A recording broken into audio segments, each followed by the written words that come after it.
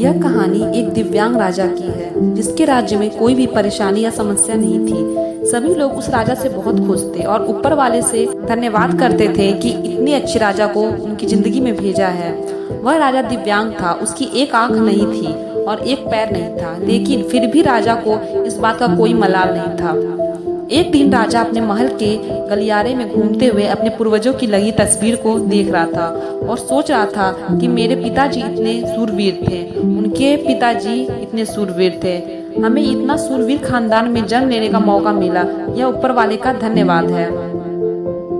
राजा ने सभी चित्र को देखते हुए आखिरी चित्र तक पहुंचा और फिर उस खाली जगह को देखा तो वह चिंता में पड़ गया, क्योंकि उसे मालूम था कि अब यहाँ जो तस्वीर लगेगी वह उसी की लगेगी। लेकिन राजा को इस बात की चिंता नहीं थी कि वह मर जाएगा, चिंता इस बात की थी कि वह जो पेंटिंग लगेगी वह कैसी लगेगी। राजा का एक आंख और एक पैर ना होने की वजह से वह चिंता में पड़ गया और सोचने लगा कि इस गलियारे में इतना शानदार पेंटिंग लगी है, लेकिन मेरी एक आंख और एक पैर ना होने की वजह से मेरी ही तस्वीर सबसे खराब लगेगी और सबसे भद्दी दिखेगी। राजा ने सोचा कि मेरे मरने के बाद पता नहीं कैसी पेंटिंग बनेगी और क्यों ना मैं अपने जीते जी एक शानदार पेंटिंग बनवाऊं, ताकि मुझे ये सुकून मिल जाए कि मेरी यहाँ अच्छी पेंटिंग लगेगी।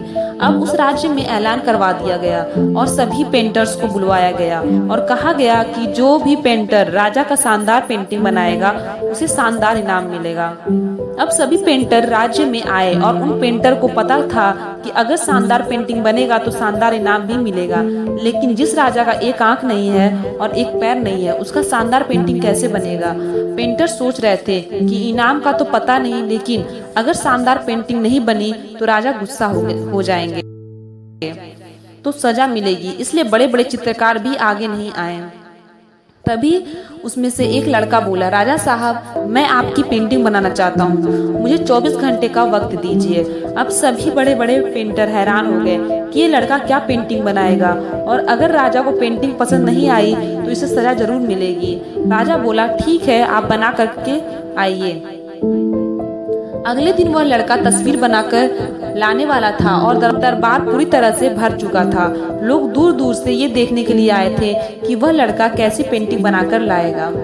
अब लड़का जब उस राजा की पेंटिंग बनाकर लाया तो लोग आश्चर्यचकित रह गए। सब लोग जोर जोर से तालियां बजाने लगे, सीटी बजाने लगे और जब राजा ने उस पेंटिंग को देखा तो वह खुश हो गया और बोला कि वाह, इससे अच्छी पेंटिंग तो इस पूरे गलियारे में नहीं है। राजा ने उस लड़के को बहुत सारा इनाम दिया। अब आप सोच रहे होंगे कि उस राजा की क्या पेंटिंग बनी होगी जिसकी आंख नहीं और एक पैर नहीं, कैसा पेंटिंग बना होगा।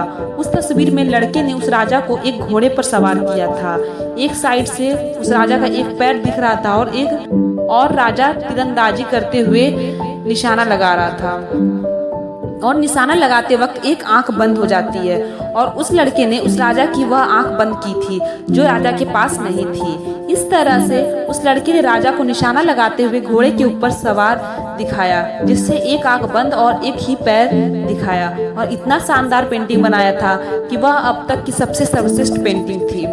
उस लड़के के सामने भी चुनौती थी, संकट था, लेकिन उसने सकारात्मक का साथ नहीं छोड़ा। जिंदगी में आप जिस भी मुकाम पर हो, जिस भी संकट में फंस जाएं, जिस भी स्थिति में हो, अगर आपने सकारात्मक का साथ कभी नहीं छोड़ा तो यकीन मानिए आप उस संकट से बाहर निकल आएंगे। जिंदगी में उम्मीद का साथ मत छोड़िए, क्योंकि जिसने उम्मीद का साथ छोड़ दिया तो फिर जिंदगी उसका साथ छोड़ देती है।